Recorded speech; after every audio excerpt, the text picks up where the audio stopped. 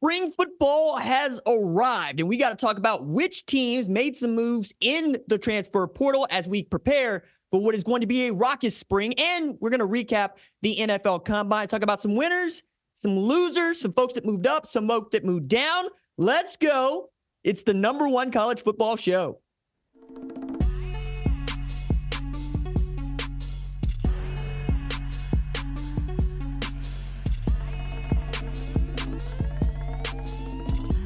What's up, kinfolk? Welcome to the #1 college football show. I am your host, RJ Young. Thank you for watching on the Fox Sports app, YouTube, or listening wherever you get your podcast. Today on the show, only 2 segments, but they're fully fleshed out segments. One, NFL Combine, man. I, like you, love the underwear Olympics. I love the 40-yard dash, even if your favorite NFL evaluator does not. And I will talk about why that is. And we're going to talk quarterback, because who doesn't want to talk about quarterbacks at the NFL Combine? But first, let us get into my pre-spring top 25. That is to say, we have seen some moving and shaking since I did the way too early top 25, which I quite literally put out the day after the national championship game. And we've had some things happen since then. Notably, Nick Saban retired, and that precipitated the movement of Kalen DeBoer, which precipitated the movement of Jedd Fisch, which precipitated the movement of Brent Brennan. And now, taking a look at my top 25, you could see, if you've been paying attention to the way too early top 25, that I have a new #1, and that is the Ohio State Buckeyes. Nobody did more to help themselves in the transfer portal or with their coaching staff than Ryan Day and the Ohio State Buckeyes. We could start with getting the most prized player in the transfer portal to commit and come to Ohio State. That would be safety Caleb Downs, who I genuinely believe is the best defensive back in football. He's going to join a defense that is stacked on defensive line. It's probably going to have CJ Hicks and Cody Simon at linebacker, and got 3 guys at safety, depending on how you want to feel about Sonny Styles, that could do the job. But either way, it really helps that defense that was the strength of Ohio State in 2023, but also gives some cushion to the Ohio State offense in 2024. Now, offensively, I think we got to start with there are 4 quarterbacks at Ohio State that could start, right? You have the incumbent in Devin Brown. You have a grad transfer and former Big 12 champion Kansas State quarterback, Will Howard, and you have 2 exceptionally talented freshmen in Aaron Nolan and Julian Sayin, right? That's one position. Now, at running back, you get to add Quinshon Judkins, who had one of the best freshman seasons I've seen from a tailback in a long time in the SEC at Ole Miss, choosing to transfer to Ohio State. And then you're still stacked on the outside, because while they're losing Marvin Harrison Jr. and Julian Fleming decided to go to Penn State and Noah Rogers decided to go to North Carolina State, they're still really, really great over there at wide receiver. Carnell Tate, Brandon Ennis, buoyed by the guy that's probably going to be the straw stirring the drink. That is Emeka Egbuka. And then Ryan Day truly becoming a CEO head coach, handing the play calling privileges to former UCLA coach and his former head coach, Chip Kelly.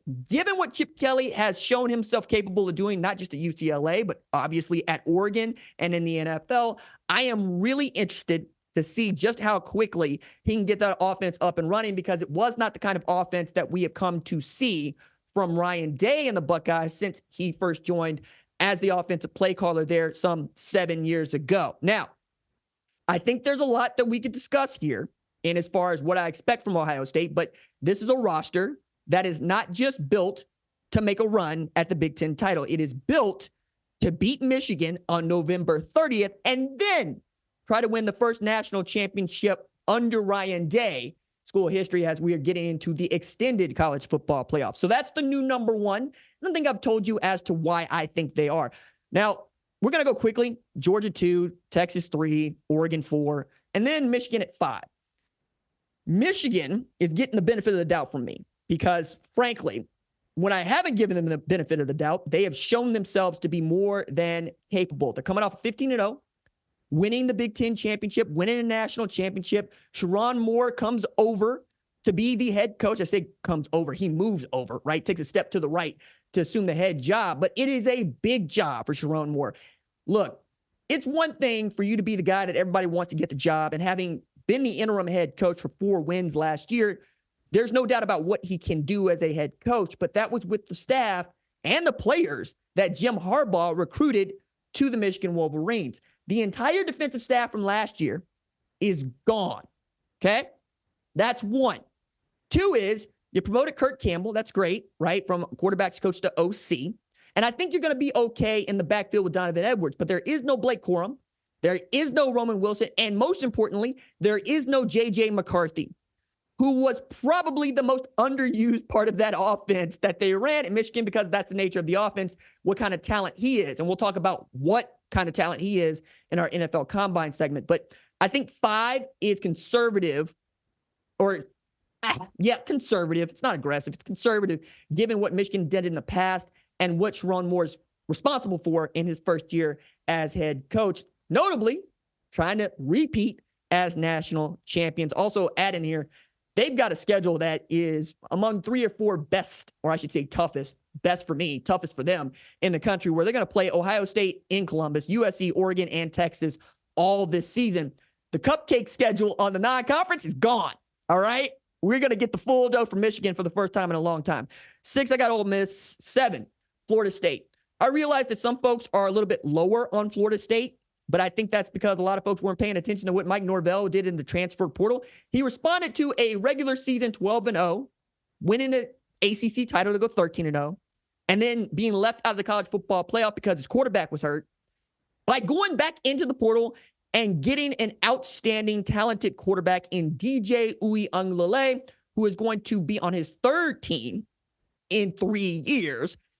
And I think that there's a lot of untapped potential there. I think that DJ Uiagalelei can be the kind of 5-star that we all envision him to be when he came to college, like Bryce Young, right? 6'5", 250, got a cannon for an arm, get him to make better decisions, be okay. On top of that, I understand Jaheim Bell is gone. Keon Coleman is gone, right? I get that part, but it's not as if Mike Norvell was sitting on his laurels. He went into the transfer portal and pulled out basically the SEC, right? Georgia linebacker Marvin Jones Jr., and then former Alabama players Sean Murphy, Terrence Ferguson, Earl Little, Roydell Williams, and Malik Benson, who's the number 1 JUCO prospect in the country, who was going to go to Bama, ends up going to Florida State. I think Florida State is looking like they want to try to run this back, and this time there are 12 teams that get into the college football playoff and not just 4. And I think they're going to do this with a chip on their shoulder, because they are the only team in history who is aggrieved with good reason for not being in a 4-team playoff where they were undefeated with a Power 5 championship. I expect them to play like that, and I would really be interested to see what Roydell Williams, running back transferring from Alabama, can do in this offense. I just like what I've seen from them, so I'm giving them the benefit of the doubt as well. Number 8, I got Missouri, who has done more to make the SEC the competitive conference it is, alongside Kentucky, than anybody else. That Cotton Bowl win against Ohio State, even though it ain't the Ohio State we saw before, right? Missouri don't care, right? That's a big win for them. Eli Drinkwitz goes into the portal, pulls out Marcus Carroll. I really love him. 1,350 yards rushing at Georgia State. He's going to try to do what Cody Schrader was capable of doing at Missouri, and he's got to replace defensive coordinator Blake Baker. We'll talk about that. But I think that Missouri feels like they're going to be gunning for a playoff spot, maybe as an at-large team, or dare I say, the SEC championship. Number 9, I got LSU. They had the best scoring offense in the country, but they needed to. They couldn't stop nobody. Jaden Daniels is gone. Malik Neighbors is gone. Brian Thomas Jr. is gone. Garrett Nussmeier could sling it. I have no reservations about saying that. But can they stop people defensively? Hence Blake Baker, right? You got to be able to put a lid on your end zone if you expect to contend for an SEC championship. Number 10, Penn State. They're still trying to break through that glass ceiling that is Ohio State, that is Penn State, that is into the upper echelon of the Big Ten as a team that can win the Big Ten, right? For another year, we saw James Franklin usher Mike Yurcich out, right? Bring in Andy Kotelnicki, which I think is an inspired choice. Great things he did at Kansas. And then Tom Allen, who was at Indiana, great defense coordinator. They're going to have to rebuild on that side. No Kalen King, no Johnny Dixon, no Chop Robinson. But Tom Allen knows from defense. Drew Aller needs to take a step forward for me. Like, it doesn't matter to me that you got Julian Fleming if you can't get him the rock. Still going to be an offense that runs through Nick Singleton and Katron Allen, but you understand my point here, right? You got to be able to sling it against the better teams in the Big Ten, as it's going to be as competitive as it's ever been. Number 11, Alabama. There are some folks that feel a little bit better about Alabama than I do, but I just don't know what you have. I don't know what your team is going to look like, and I don't know how they're responding to Caleb DeBoer and to the changes that have been going on at Alabama basically since Nick Saban retired. You went from having Kalen DeBoer being followed by Ryan Grubb, right? And then going to get Kane Womack, who's the head coach of South Alabama, Mo Linguist, who was a head coach at Buffalo, to watching Ryan Grubb leave for the Seattle Seahawks. Nobody is mad about that. But then you're going to elevate Nick Sheridan, who can do the job as an offensive coordinator, but I need to see him do the job. And then, of course, you had the Exodus. That is the best way to describe what happened to Alabama. It was decimated in the portal with Nick Saban retiring because, quite literally, people decided to play for the best college football coach who has ever coached. And when he was no longer coaching them, they didn't have a reason to stay at Alabama. Now, you got Jalen Milroe coming back, and that's not nothing, okay? He has won SEC championship against a Georgia team that we thought was dominant, right? I'm thinking about other programs that are adding really great quarterbacks that just don't have Jalen Milroe's resume as the starter at Alabama. Remember, this guy that got benched after throwing 2 picks and a double-digit loss to Texas, fought back, leads them to the SEC championship and a win against a Georgia team that, until they lost to Alabama, we all thought was just going to shoe in to the national title game, if not the college football playoff. Now, added some Washington players that I like: Austin Mack, Parker Brailsford, Jeremy Bernard, and then, of course, Texas A&M, DT, LT Overton, and USC, DB, Damani Jackson, but I still got to see it, right? I want to see what you look like at the spring game, and I want to see how deep you are, because that was the thing about Alabama. Even last year, when they weren't as talented as they had been in years past, they had depth, right? They could go down the depth chart and really hit a 4-star, 5-star everywhere they look. Just taking a look at all of the Alabama players that have dispersed since then. I think they can do well. I think they could be good, but are they going to be the kind of team that plays in the SEC championship game ahead of, say, Ole Miss, LSU? I don't know. Texas. We'll see. Number 12, I got Oklahoma State. I also understand that there are a lot of people that just don't feel great about Oklahoma State, and far be it from me to try to tell them that they are wrong. Well, let's just say that I, having a very close look at Stillwater down the road, feel pretty good about them in this new Big 12. First, you're getting your Doak Walker Award winner back in one Ollie Gordon, who had 1,732 yards rushing, right? He could have chosen to go into the transfer portal, come out probably making a lot of money in NIL, decided to stay at Oklahoma State. That's not a small thing. Also adding here, Ollie Gordon is Doak Walker Award winner. Barry Sanders didn't win the Doak Walker Award. Now, caveat there was no Doak Walker Award when Barry Sanders won the Heisman in 1988, but you understand what I mean. Outside of Chuba Hubbard, I don't know of a guy that has done more to put his program in positions to win than Ollie Gordon. Now, they want to get back to the Big 12 title game. This time, don't get housed, and there's no Texas to house them. You're also going to have Alan Bowman back, so your backfield is complete. He's going into a 7th year, competing for the Wooderson Award. They get older. He stays the same age. He's just going to have to find some other targets at wide receiver. I think that's going to be fine for them. But the reason that I feel really good about that Big 12 offense is because they got all 5 starters coming back on that offensive line.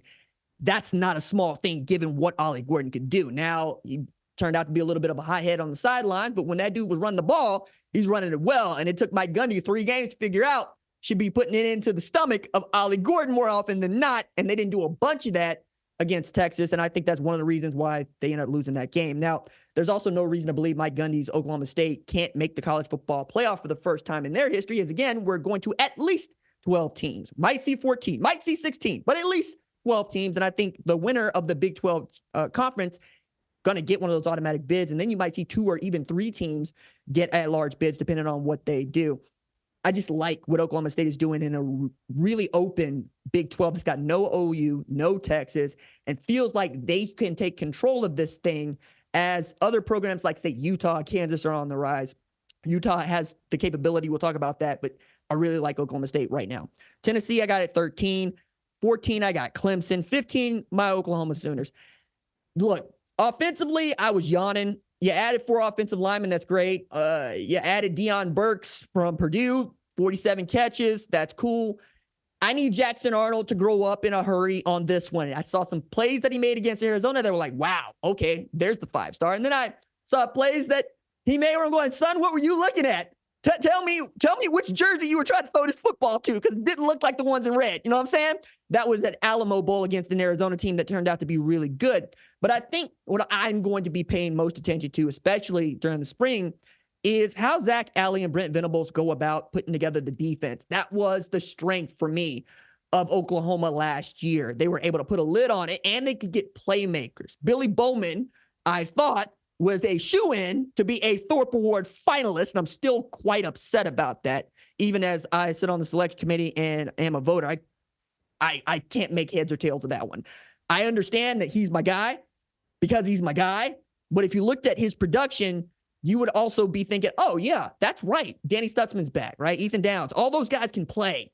It's about, can they be the kind of defense that I grew to know Brent Venables coordinating at Oklahoma and Clemson, which is the one that puts the clamps down on everybody they play. It is a hard day's work. You got to put in a shift against that defense. Now, we'll see what that looks like going forward. But again, they have a chance to make an entrance in the toughest conference south of the Mason-Dixon line. Let's see if they can get it done, but staying healthy through the spring is a big part of that. Number 16, I got Kansas State. Chris Kleiman. Watch Colin Klein take another job at A&M being offensive coordinator. He responded by tapping former Texas Tech head coach Matt Wells, also an Okie, dude I love, and Connor Riley to be his coordinators. Budding star in Avery Johnson, who's, I think, really good. There's no Cooper Beebe, though. And that offensive line room runs Kansas State. Everybody would tell you the same. And Cooper Beebe was that guy in that room. There's no Ben Sinnott, who was a do-everything tight end for them. But I think Avery Johnson's going to like Dante Cephas. Dante Cephas was great at Kent State, transferred to Penn State, thought it was going to be great. Didn't do much. If he can get back to that Kent State form at Kansas State, the student going to states, I think they got a shot to contend for the Big 12 title. Number 17, I got Notre Dame, which is right where I had them in the way too early top 25. And I'm not as high on them as others. I've even seen them ranked as high as number 5. I can get behind it, especially in the pre-spring, right, given the movement. And what you're emphasizing here is continuity, right? Marcus Freeman coming off of a 10-win season, a quiet 10-win season. But that's because it started out gangbusters. You lose to Ohio State, and then nobody expected Louisville to be good, and that's turned out to be the case. Now you're adding some really good players, and one in particular in former Blue Devil quarterback Riley Leonard, who's going to come off an injury. I think he's going to be really good for them, not unlike what Sam Hartman was last year. He's going to get some help from Clemson wide receiver Bo Collins and Florida International wide receiver Chris Mitchell. But I think the biggest addition to Notre Dame this season is that offensive coordinator Mike Denbrock, who put together a game plan for Jaden Daniels that led him to the Heisman Trophy after I hadn't seen that sort of play from Jaden Daniels at all in his career. If he could do that with Riley Leonard, sky's the limit for Notre Dame and what they're able to accomplish. I think the thing to identify in the spring and even in the preseason are who are your bookends, right? Who are your offensive tackles with Blake Fisher and Joe Alt headed to the NFL? Joe Alt, man, that dude and Amarius Mims, they just impressed the hell out of me at the NFL Combine. Sheer size. Number 18, I got Arizona. I mentioned Brent Brennan is taking over the Wildcats. He's already done his job in recruiting as far as I'm concerned, getting quarterback Noah Fafita to stay put in Tucson as they try to make this thing happen in the Big 12, really build on a magic season for them last year and see what they can't do in this wide open Big 12. Fafita is a dude that really broke out for me against SC, but the last 5 games of the Wildcats season, he had 3 300-yard or better passing performances, including 527 against Arizona State and, of course, 354 against Oklahoma in the Alamo Bowl. Number 19, Kansas. I like Kansas.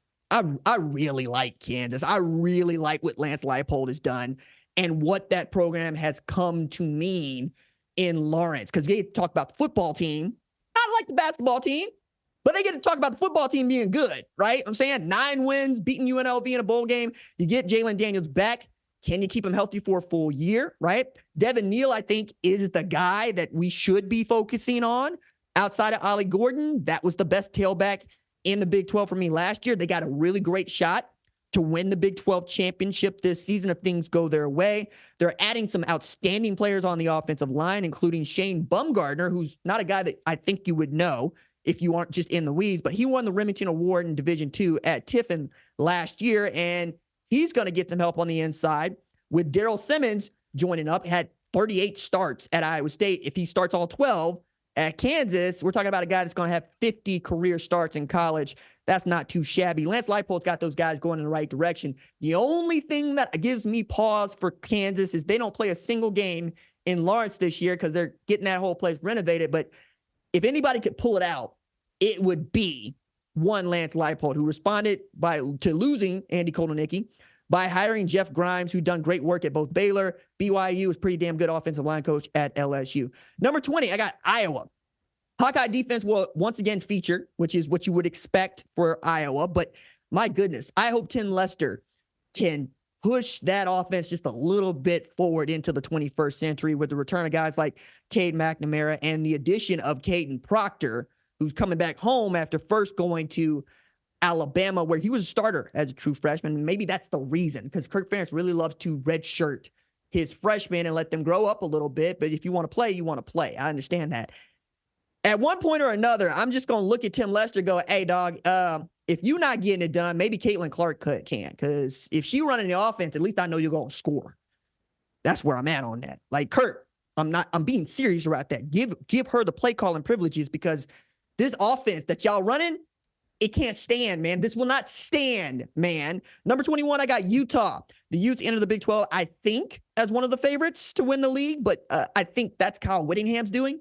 Because since Kyle Whittingham became head coach of Utah, they have been Iowa in the Pac-12, or West, I should say, of the Mississippi. Well, Iowa's west of Mississippi, but you understand what I mean, on the West Coast, right? But I think the reason that they could make the college football playoff for the first time in school history is going to be Cam Rising, provided he plays.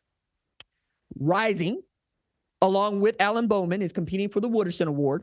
They get older. I stay the same age, right? Or I get older. They stay the same age.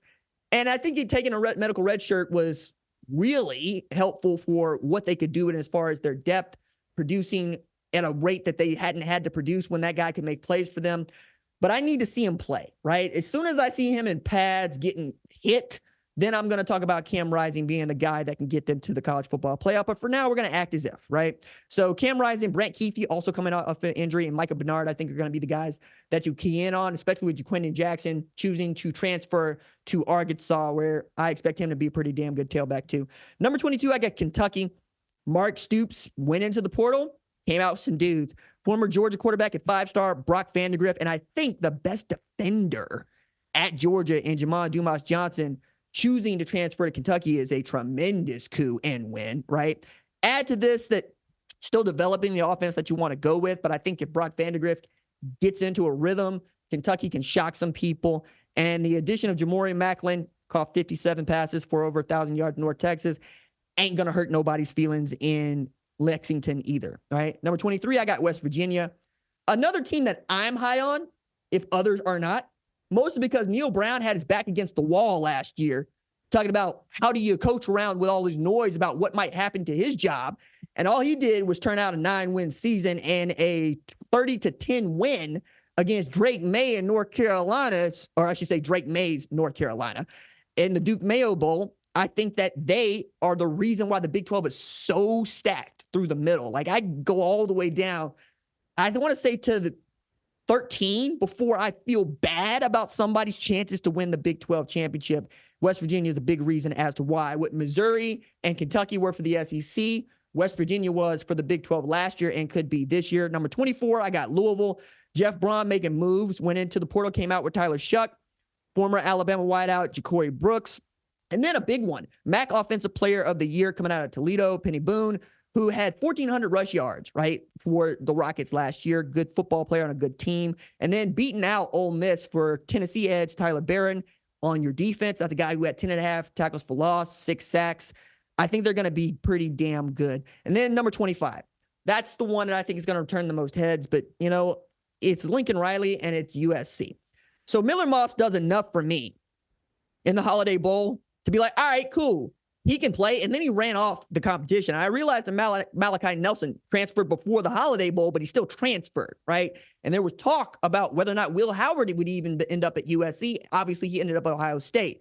But going for 372 yards with 6 TDs and 1 pick against a decent to, I should say, top 15 Louisville team, that's enough.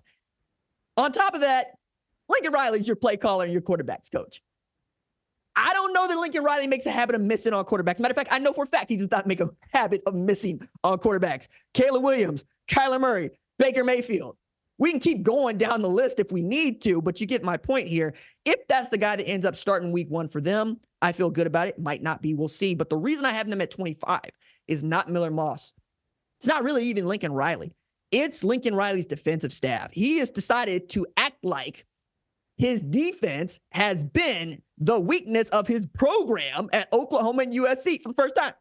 Let go Alex Grinch and then went and got some dudes. It's not just Danton Lynn, who's coming over from UCLA, where they allow just 18 points plus per game. It's the addition of former Los Angeles Rams defensive line coach Eric Henderson, who, oh, by the way, helped coach Aaron Donald into being one of the most disruptive forces in the National Football League. And then the coup for me is North Dakota State coach Matt Inch choosing to coach linebackers at SC. That is a dude who produces All-Americans and won national championships at the FCS level. All 3 of those guys are coaching on a defense that has been sorry. They've been sorry since Lincoln Riley arrived there. If they can get back to playing good football on the defensive side, a defense that the offense can be proud of, USC can make some noise. They got LSU on the schedule. They got a schedule. They got Michigan on the schedule. They're going to have to go at this. And because they are that team that insists on playing FBS opponents in every game they play, cool. Here's the full dose. But I like them at 25. Just outside, Washington is one team I probably should hit on here. Jed Fish, I'm giving him a year. I'm going to give Deshaun Foster the same year. Just get on his feet and get the program headed in the right direction. That said, Sonny Dykes came in 5-7 first year, and then what? They go and make the national championship game. If you can do that at Washington, that's great. I just don't expect you to. He added some real NFL caliber coordinator, and really the progeny of 2 of the great head coaches that we've ever seen, in Pete Carroll and Bill Belichick, to coach his offense and defense. And what he's selling is the NFL, right? He understands that it takes a lot of money to get players to come to programs now, but he's also going, we still want to get to the NFL, right? The end-all be-all is not making $1 million to play college football. It is to make 10, 20 playing in the National Football League for a decade plus, right? And I think that's where I would be pitching to, but I don't expect them to be great, maybe serviceable. They get to 6 wins. I'm going to call that a win for Washington in 2024, given they were decimated after Kalen DeBoer decided to take the job at Alabama. SMU won 11 games last year. They were good, but going to the ACC, we'll see.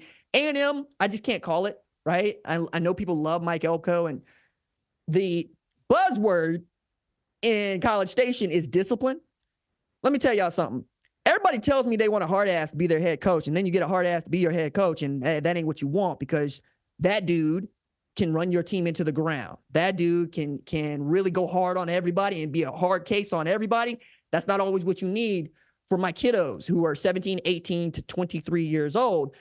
Like me, you got to pet them. If you don't pet them and tell them that they're good and tell them that they're great and remind them that they are talented, they will begin to believe you. All right? I think Colin Klein's going to do a lot to offset whatever it is that Mike Elko might do to come on strong.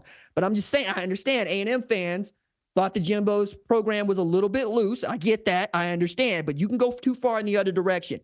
If they get that mix right, there's no reason why A&M could not compete for an SEC title game. SEC title. I mean, we all know their money. They get who they want and how they want. And this is an opportunity to operate with a little bit of a tighter belt and see what you can do in the new SEC. Miami, I'm mentioning them because Cam Ward gives them a slight bump, right? But it's still Mario Cristobal, who coached his team out of a win earlier last year, right? They are 7-6 instead of being 8-5 for that reason. Then Wisconsin, we'll see, right? Phil Longo, I thought was going to be great with Tanner Mordecai. It didn't go as well as I thought. Tyler Van Dyke is there. Braylon Allen is gone.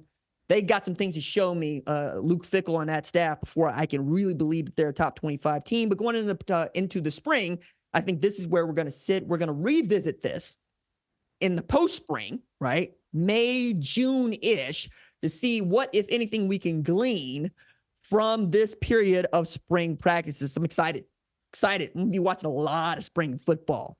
But until then, this is what we got. All right, let's move on from my pre-spring top 25 to my NFL Combine winners and losers. These are grades. These are takeaways. This is who improved their stock the most. You know, all the stuff that draft nicks like to talk about that really is how we talk about football when there's no football to be played. So let's start with a winner.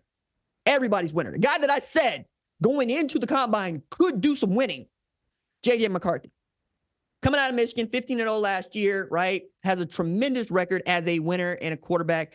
But it always felt like JJ's 5-star status was never actually a thing he had to prove, but something he got to flash, right? You could see it the way he would run away from defenders when the play broke down. You could see him making plays out of structure, but they didn't have a lot of plays out of structure. They were a power run team. They ran a lot of gap scheme. They ran a lot of duo.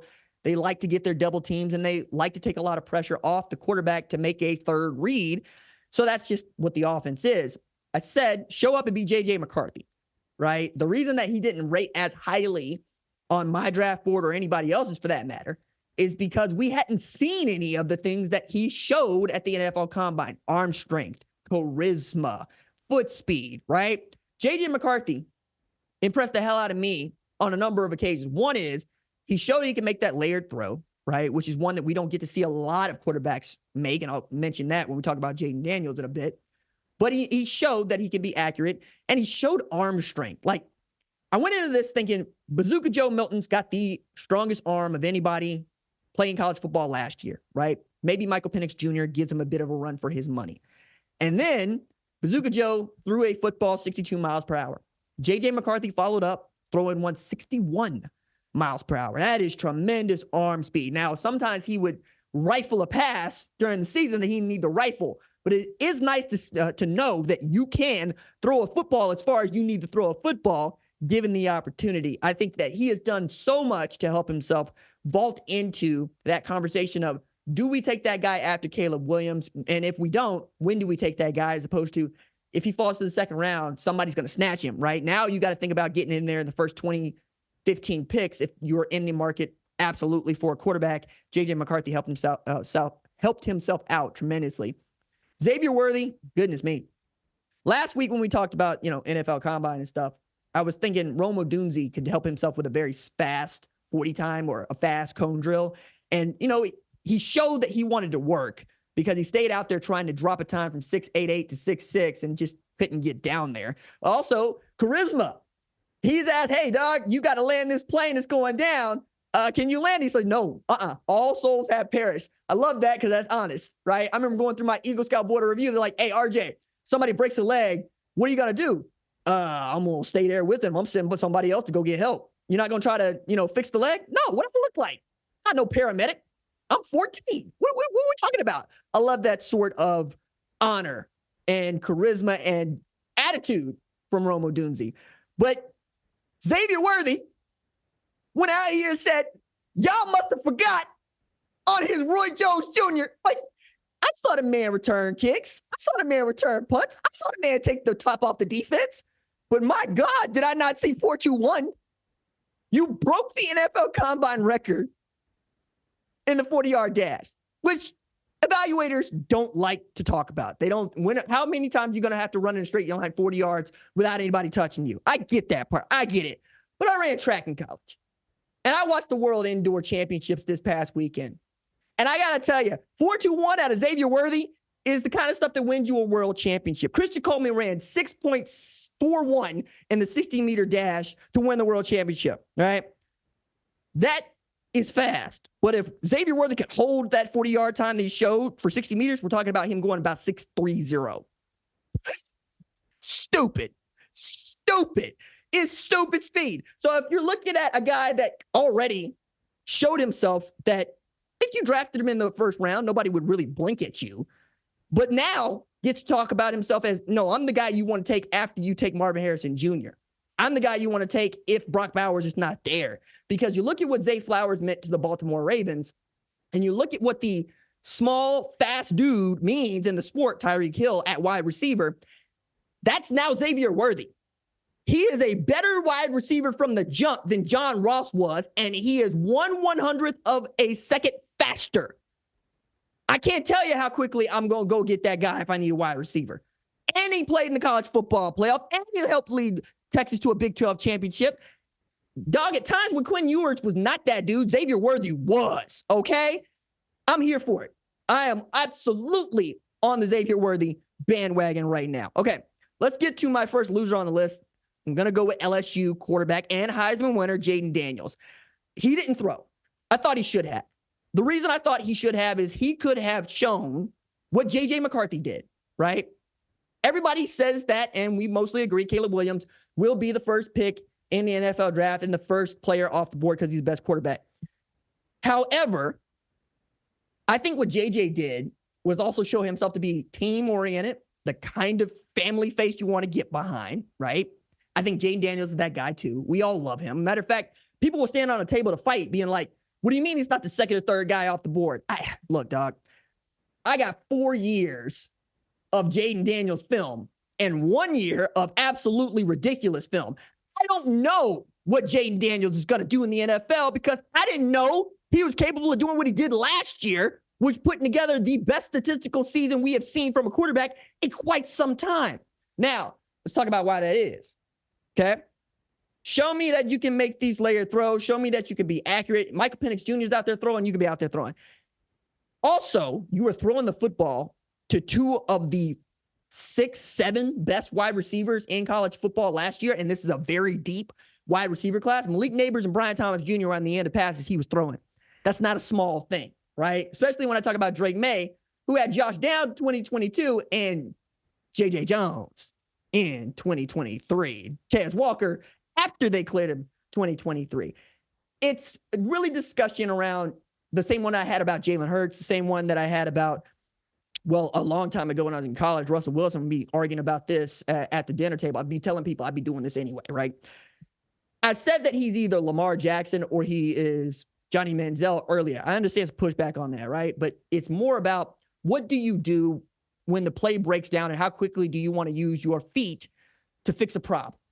There were times during the year last year where it felt like all Jayden Daniels needed to do was move around a little bit more, let Brian Thomas Jr. or Malik Nabers break free and hit them. What he decided to do was pull the ball down and run. Now, that works in college where not everybody is as fast as you are. But in the NFL, where you got Myles Garrett coming off the edge who is faster than you and bigger than you, that's not something you're going to be able to do, right? I think it's really, can that guy make those passes over the middle of the field? Will he utilize the middle of the field? This is not something Jalen Hurts was doing at Alabama or Oklahoma and didn't really do great at Philly until a little bit later on in the career when they started to make that run toward the Super Bowl. But I think when you're talking about him, your high end is Russell Wilson, right? But Russell Wilson with Seattle when he was helping, lead that team to a Super Bowl. Your low end is Justin Fields, which is not really a low end, but he going to get on everybody's nerves or seems to be getting on people's nerves in Chicago. I don't get that part. I think Justin Fields can play just like I think Jayden Daniels can play. I just don't like Jayden Daniels more than I like Drake May. I think Drake May's creativity and his build and his size at the upper echelon of his play is Josh Allen at peak, right? Like when Josh Allen ain't just throwing a football to nobody for no reason or making a stupid play, he's outstanding. 6'4", he can fly, right? He can shake people off of him. The other thing about him is when Drake May is operating on a cerebral level, I'm going to just throw out C.J. Stroud, who's a guy that got dinged for not running enough. But if you've seen C.J. work through reads and you hear how quarterbacks talk about C.J. Stroud, Drake May can create inside of that structure and out of structure. He's as gifted on the outside as Jayden Daniels, and I've got lots of film to show consistency. I don't have a lot of film to show consistency of Jayden Daniels, and I'm just going to say getting knocked out of the game against Alabama didn't make me feel good, and seeing him get ragdolled because LSU's offensive line was atrocious don't make me feel good either, right? He's also older than some of these guys going in. I just thought that if he threw, he could have helped himself and put away a lot of my concerns the way that J.J. McCarthy did, okay? Now, another winner I had was Michael Penix Jr., who showed everybody just how good he is at throwing that ball downfield. Lefty or no, like that ball was tight coming out of his hand. He out there with the purple do-rag being himself. He got to show charisma. He got to show the kind of player that he has been since getting back to Washington and really answer the questions about his injury concern, right? Like that's the other reason the NFL Combine is such a big deal. Like you need more than what they got at Lucas Oil, you can send him down the road, get another MRI. Didn't raise any red flags given what kind of injuries he's had in the past. That's huge. That's a win. Like if Michael Penix Jr. was available in the same draft as Kenny Pickett, I'm standing on the table telling everybody to draft Michael Penix Jr. before you draft Kenny Pickett, and that's first round draft pick, right? And then finally, my last winner, Chop Robinson, Penn State linebacker, 254 pounds, 6'3", ran sub 4.5 in the 40, broad jump 10.8. The freaks that come out of Penn State are many, right? Notably, my guy, Micah Parsons, who Dallas kind of landed on, right? They weren't in the market for Micah Parsons. He was the best available. Turns out that is the best player in the NFL on defense for me. That dude could do anything he wants because he is a physical freak. He can line up anywhere he wants. Chop Robinson has that same versatility. When he was healthy, he was going. He made that defense great. Now, I understand they had Manny Diaz calling plays who was in his bag in 2023, and he had some help on the outside, but I really think that Chop Robinson has worked himself into that top 25 conversation and top 32 conversation as far as being drafted on day one. Would not shock me to see him continue to climb up the boards as we get closer and closer to the NFL draft. All right. Thursday, we have another video essay for you. I really like doing these. I dare say that we spend a lot of time making these scripts great and telling these stories. The story that I'm telling you on Thursday is how Jim Harbaugh went from, damn, is he ever going to beat Ohio State, to national champion, and how the 2020 season, his worst, turned out to be the best possible thing for not just Jim Harbaugh, but the Michigan Wolverines. A lot of effort, a lot of fun went into this one. Please give it your time on Thursday. I will be loud about posting it all throughout the weekend. Get around to this, and then talk a little bit about Oklahoma in one of these. I can't wait for that because I'm fired up about it. So if you've seen the Arkansas video on the channel that I did the video essay on, maybe go reference that as a thing, or even go take a look at the one we just made about Nick Saban, which is pretty outstanding. That's how Nick Saban became the guy that we know of as the greatest college football coach of all time. It's fun, it's fascinating, it's informative. It's me doing the Dr. RJ thing, which I really love. All right. That is going to be it for today's live episode of the #1 college football show. Our #1 college football show leads up screening Jack Coakley, Torrin Westfall makes better than film room. Production assistant Kiara Santana and Jim Cunningham put the special in our special teams. Social producer Javion Duncan makes sure the recruits and the rivals see the cake we bake. Chaz Boulay sending in the signal. Senior producer Catherine Cordaji sees the entire field from the booth. Lead producer Tyler Wojak calls the plays from the sideline. The play snaps on my clap. We will see y'all live next Tuesday and Thursday for our Michigan Jim Harbaugh essay. Till then, stay low. Keep those feet driving. Doses.